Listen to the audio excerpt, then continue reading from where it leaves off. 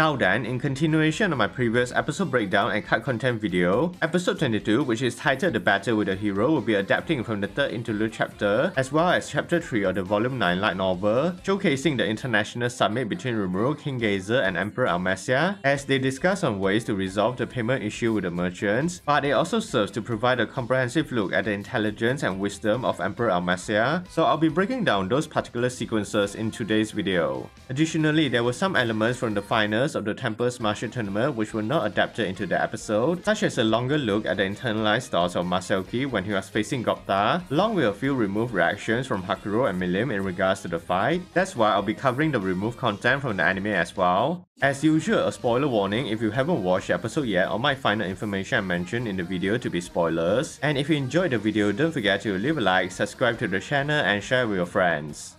To start, the opening sequence of the episode continues immediately after the ending of the previous episode 21, whereby Rimuru along with his executives were meeting with King Geyser to discuss about securing enough funds to pay the merchants. However, King Geyser could only provide 1,500 gold coins in such a short notice, and Milmas only managed to gather around 1,000 gold coins as well, meaning they still needed a few hundred more since Rimuru estimated the amount they owed the merchants to be more than 3,000. And when King Geyser reprimanded Rimuru for being so careless in the planning of the Founders Festival, Rimuru actually provided his own internalized thoughts on his justification for this unforeseen circumstance in the light novel. The main reason is that because the Founders Festival was the first international event hosted by the Tempest Federation, Rimuru simply wanted to make it as big as possible since there are plenty of stellar gold coins to spare and treasures from defeating Claimant. But what he did not predict was how the merchants would demand for direct payments. Nonetheless, it was then Empress Almesia would interrupt the meeting, offering her financial aid to cover the remaining amount, and even though it seemed like Do Aloud simply invited her to join, but in the light novel, Rimuru noted that judging from his facial expression, it was obvious that Almesia forced him to let her participate in this meeting.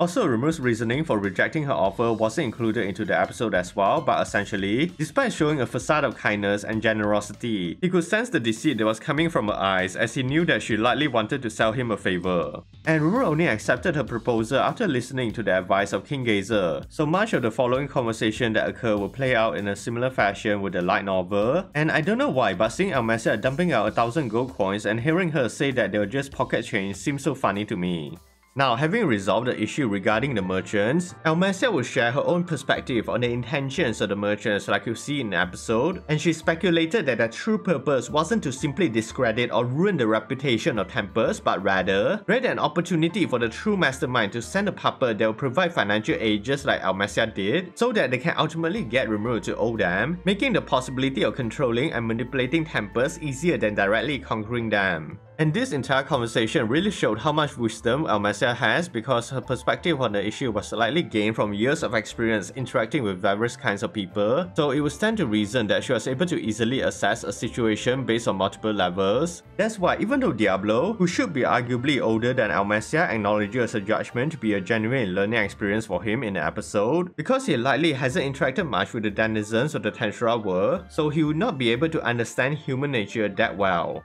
That said, I love how the anime added its own original scene of Almesia glaring at Diablo, because after sharing her opinions on the true mastermind orchestrating the merchants, she proceeded to question Rimuru about keeping the primordial demon in check, and the reason she even activated her heroic aura to pressure Rimuru is because she was afraid about the possibility of another Gi Crimson being born into the world if Rimuru somehow loses control over Diablo. However, as seen in the episode, Rimuru will counter with his own Demon Lord Haki, while reassuring Almesia that he will stop Diablo, which was hilarious because at this point in time, I would say that Diablo is still slightly stronger than him in terms of technique, and it seems like he still haven't realized what the Primordial actually is. So if you don't want to be like Rimuru and learn more about the Primordials, be sure to check out my video explaining the Demon Race of Tensura by using the top right corner or in the pinned comments down below. In any case, having ascertained the intentions of Rimuru, Almesia officially declared Tempest as a friend of Sarian, and much of their conversation in the episode afterwards will be the same as the light novel. So with everything resolved, the brief international summit between Tempest, Douagon and Sarian will end. So moving over to next day, Rimuru actually teleported to Douagon to retrieve the gold coins back to Tempest, since it would be safer to transport them with spatial domination rather than using the Pegasus Knights. Now to continue, the finals of the Tempest Martial Tournament will begin, and when Sokka was introducing the two finalists, there was actually a more detailed account of Masaoki's emotions in the light novel. So to explain, he apparently planned on running away after witnessing the fight that occurred previously between Gobta and Carrion, but because his teammates were all showing so much faith in him during the previous night, he did not want to disappoint them and forced himself to proceed with the fight. However, back to the present, Masaoki was cursing himself internally for not running away, and his emotions were going crazy, but here's the exact lines written in the light novel to describe his overall feelings. Masaoki had went to the toilet several times to avoid pissing himself during the match, and even though he has relieved himself, he was still on the brink of pissing his pants out of anxiety, which is quite a statement. Nevertheless, once Sokka finished with the introductions, the battle soon began, and similar to what was shown in the episode, Masaoki was too scared to move, but thanks to his unique skill Chosen One, or in this case,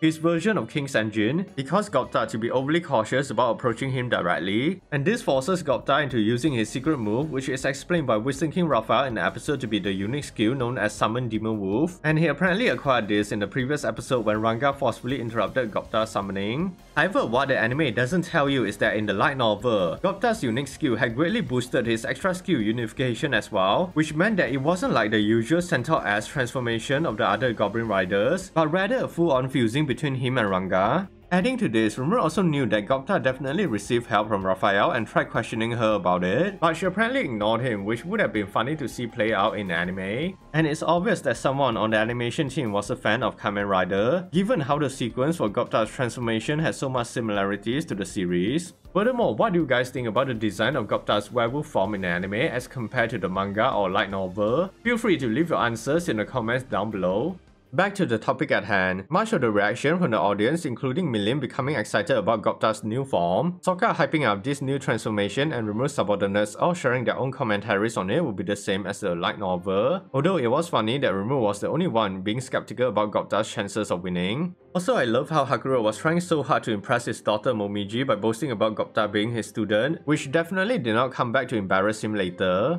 That said, Gobta prepares to attack Masaoki, but when he charges, he somehow missed and crashes into the wall. And the episode doesn't explicitly explain how this happened, but essentially, Gobta failed to account for Ranga's added strength, so he is still comprehending things based on his own hobgoblin physique. That's why when Gobta charges at Masaoki, his brain couldn't process the sudden increase in speed, so he wasn't able to stop himself before crashing into the wall, but it was also possible that Masaoki's luck had a factor in causing this outcome as well. Either way, since Gobta and Ranga were both unconscious, it's obvious that Masaoki was the winner. But even before Diablo declared the results, the audience was already making up their own bullshit about how amazing he was, which was again likely caused by the effects of his unique skill. And Masaoki knew that he would have to fight Rimuru next, so his internalized thoughts in the episode was that of pure anxiety and fear, with much of the following sequences involving him trying to figure out ways to escape from this situation, which happened according to the light novel. Regardless, Masaoki chose to withdraw from the tournament, and unsurprisingly, his unique skill causes the audience to side with him, and in the light novel, it was actually due to this final gesture that allowed Wisdom King Raphael to speculate how his abilities work, and using the information provided by her, Rimuru was able to connect everything as well. He stated that Masaoki probably knew he could not defeat Gozer in the previous episode, so he used his unique skill to convince the Minotaur into forfeiting, but against Gobta, he wasn't able to use his Talk No Jutsu again, so he is slightly stricken by fear, which explains why he never drew his sword or moved during the fight. And because of this, Rimuru came to the conclusion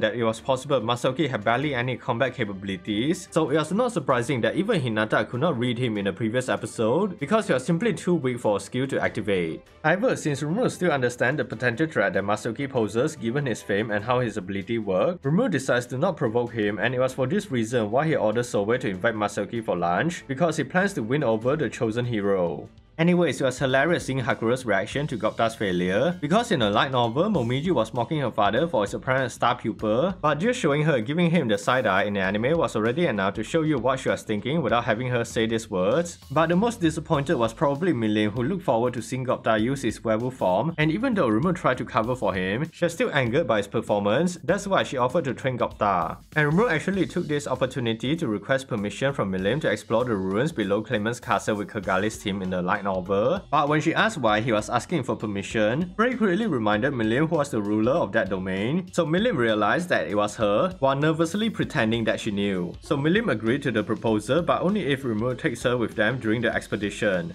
In addition to that, Rimuru actually internally remarked that since Gobta failed to test Masaoki's abilities, his only usefulness now is to serve as a sacrifice to appease Milim. Having said that, now that Masaoki has withdrawn from the tournament, they moved on to the reward ceremony where Rimuru personally congratulated all the participants. He even gifted Jinrai with a set of equipment that he promised when the martial tournament began, and Gopta was officially appointed as a member of the Big Four. And so the first Tempest martial tournament will finally end, but it also meant the start of Gopta's suffering as Milim claimed her prize, with the following sequence on him in the episode struggling and complaining about being betrayed by Hakuro and Rimuru playing out the same as the light novel. Of course, Gopta wasn't the only one to suffer because Ranga was dragged away by Milim as well, which was hilarious, although I did feel bad for Best Doggo. And it's worth noting that Ranga was able to leave claw marks on the stage, which was made from compressed stone slab reinforced with magic, and it was strong enough to even withstand nuclear magic. Just goes to show you how terrified he was of being trained by Milim.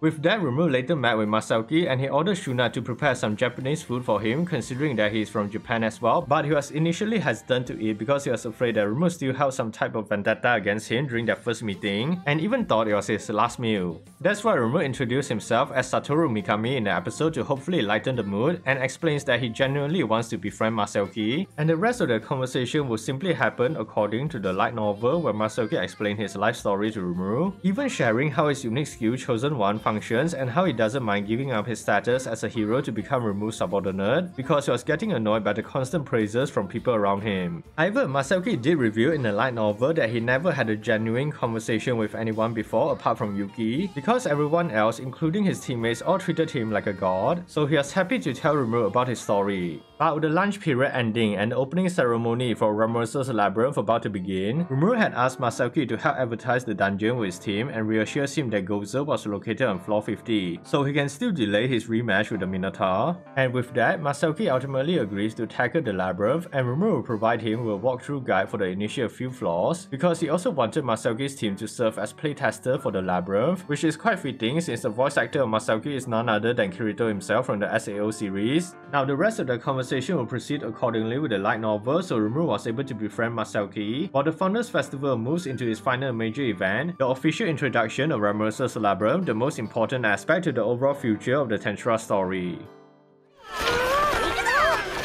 さよならゴブタ、さよならランガ、君たちの勇姿は忘れない。